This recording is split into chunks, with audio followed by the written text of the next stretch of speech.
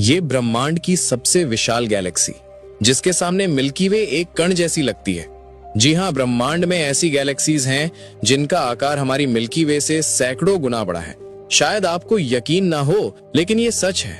पर असल में किसी गैलेक्सी का सटीक आकार निकालना अपने आप में एक सबसे कठिन वैज्ञानिकी काम है, क्योंकि जब कोई गैलेक्सी करोड़ों या अरबों प्रकाश वर्ष दूर होती है तो हमें उसकी असली साइज नहीं बल्कि उसका फैलाव दिखता है। जब रोशनी इतनी दूर से हमारे टेलीस्कोप तक आती है तो वो चारों दिशाओं में फैल जाती है, जिससे हर गैलेक्सी हमें अपने असली साइज से कई गुना बड़ी दिखती है।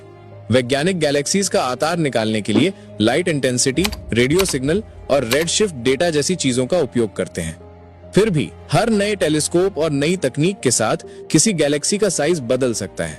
जैसे कि एक गैलेक्सी थी IC 1101 जो पृथ्वी से लगभग 1.15 अरब प्रकाश वर्ष दूर है। 30 सालों तक इसे ब्रह्मांड की सबसे विशाल गैलेक्सी माना गया था, जिसका अनुमानित आकार 40 लाख प्रकाश वर्ष बताया गया था।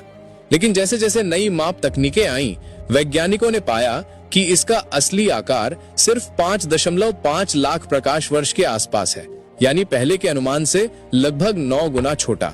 फिर भी इसका केंद्र अब भी सबसे विशाल माना जाता है, जहां एक सुपर मैसिव ब्लैक होल है जिसका द्रव्यमान 50 से 100 अरब सूर्यों के बराबर है।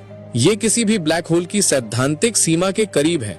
लेकिन फिर खोज हुई एक और दानव गैलेक्सी की, ESO 306-017, जो पृथ्वी से 52 करोड़ प्रकाश वर्ष दूर है।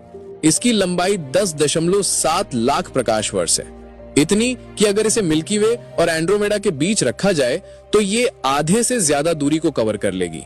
ये फॉसिल गैलेक्सी है क्योंकि अरबों सालों में इसने अपने आसपास की सारी छोटी गैलेक्सीज को निगल लिया है। अब ये अकेली अपने अंतरिक्ष में भटक रही है, मानो गैलेक्सी खाने वाली दानव हो।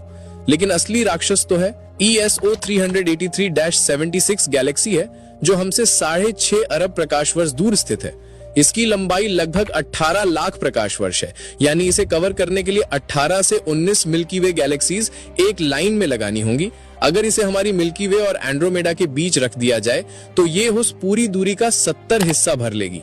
लाइट की 99.92% स्पीड से चलने वाले स्पेसशिप को भी इसे पार करने में 25,000 साल से ज्यादा लगेंगे। याद रखना, हमारी मिल्की वे उतनी बड़ी नहीं जितनी लगती है, क्योंकि ब्रह्मांड में कई ऐसी गैलेक्सियां हैं जो हमारी पूरी सभ्यता को एक कण से भी छोटा बना देती हैं।